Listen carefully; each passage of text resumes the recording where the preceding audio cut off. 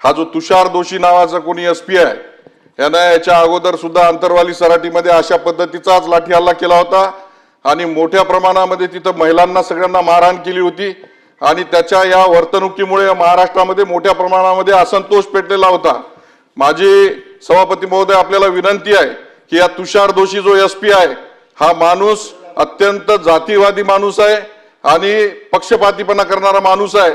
हा तुषार दोशी आजच्या आज याला सस्पेंड केलं पाहिजे ही माझी या सभागृहामध्ये मागणी आहे।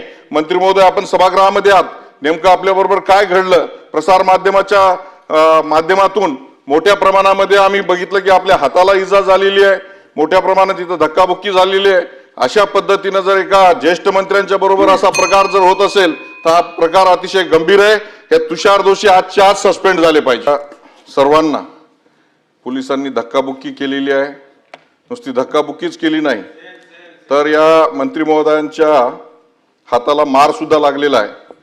अशा पद्धतीनं सभागृहामध्ये येऊन पोलिसांनी दादागिरी करून आणि पालकमंत्री असलेल्या सदस्यावर जर हात टाकत असले तर या राज्यामध्ये लोकशाही शिल्लक आहे का?